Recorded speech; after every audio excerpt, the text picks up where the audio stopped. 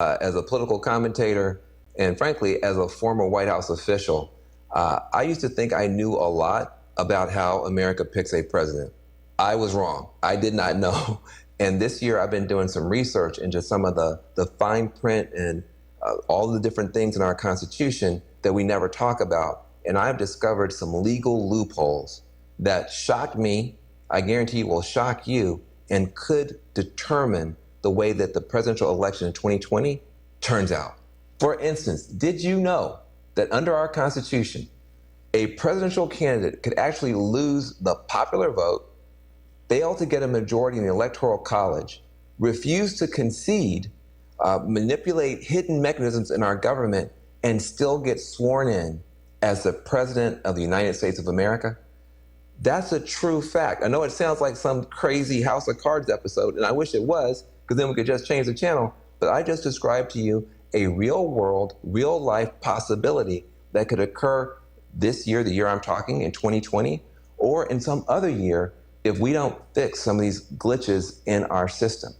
So if you think, though, that the American people's choice in a US presidential election should actually be sworn in to become president of the United States, please pay attention to this talk. I'm going to teach you how to stop a coup, okay? Now, where to begin? All right, how about this? It turns out that one of the main safeguards of US democracy is not in the Constitution at all. It's not in the law at all. It's actually just a little tradition, it's a little custom. And yet, this one voluntary gesture is one of the main reasons that you almost never have riots and bloodshed and strife after a US election.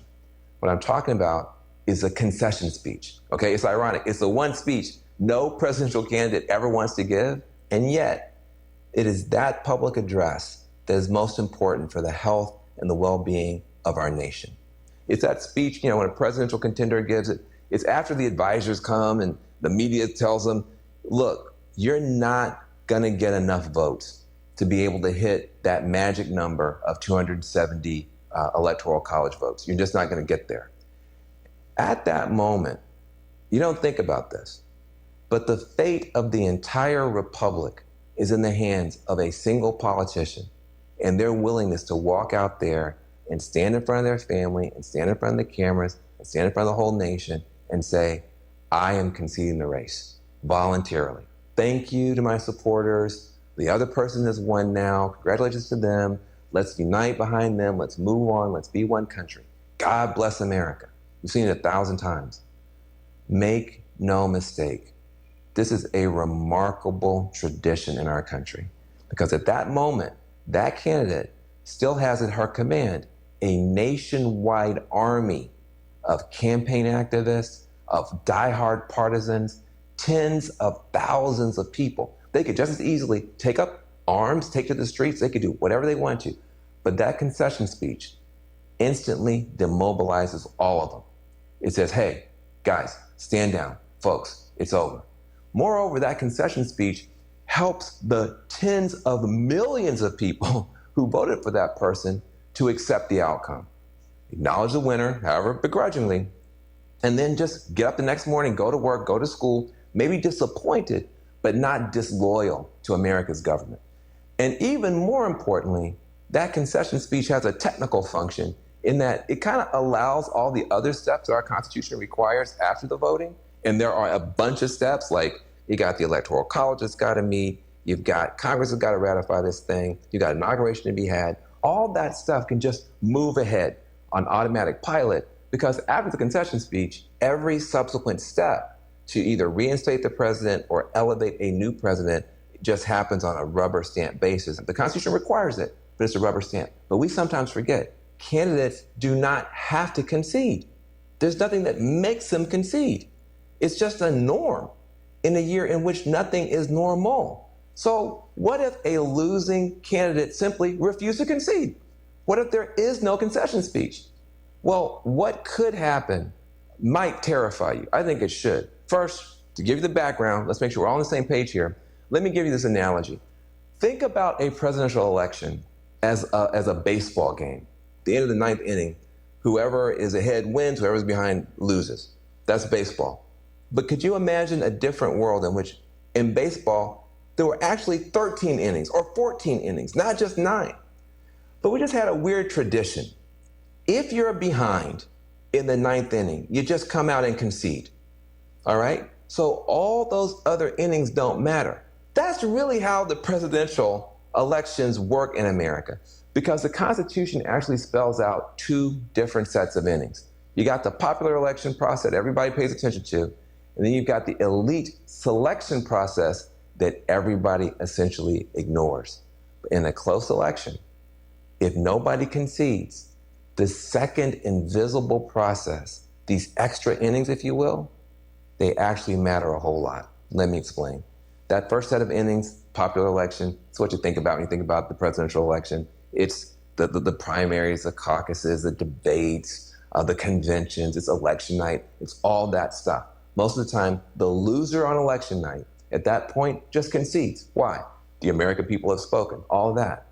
But according to the Constitution, the game is technically not over.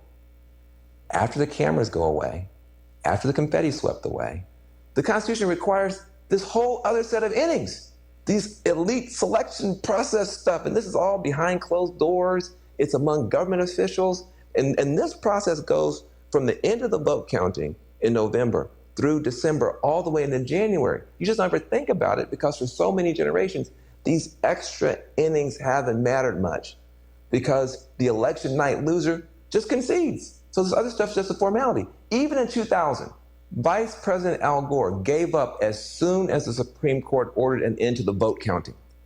Gore did not continue the fight into the state legislatures, into the Electoral College, into Congress. He didn't try to discredit the results in the press. Frankly, he didn't send his supporters out into the streets with protest signs or pitchforks or long guns. As soon as the court said the vote count is done, he just conceded to George W. Bush. Because that's what we do. That's just kind of how we do things around here. You don't fight in the extra innings until maybe 2020, when one major candidate is already saying he may not accept the results of the vote counting. Curse you, 2020. So what could happen instead? Instead of conceding, a losing candidate could launch a ferocious fight to grab power anyway, or to hold on to power anyway. In the courts, yes, but also in the state houses, electoral college, even in Congress. They could file, for instance, dozens of lawsuits attempting to block the counting of millions of mail-in ballots, saying they should all be thrown out, they're all fraudulent.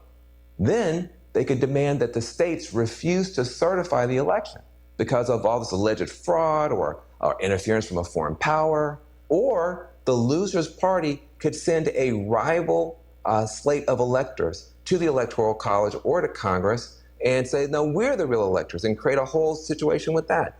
Any of this stuff could create such a mess in the Electoral College and the Congress that the whole matter just winds up in front of the House of Representatives for the first time since the 1800s. Now, here's where it gets totally crazy. If the presidential election winds up in the Congress, in the House of Representatives, they don't have to pay any attention at all to the popular vote or the electoral vote. It's like the election never happened. And then it gets even crazier. The final tally in the House is taken not by delegate, but by delegation. In other words, individual Congress people don't get to vote. It's done by states. Now, get your head wrapped around this. In 2020, the majority of Americans live in blue states, but there are more red states. So there's a possibility that the Republicans in the House of Representatives could just anoint their candidate to be president, even without the popular vote or a majority in the Electoral College.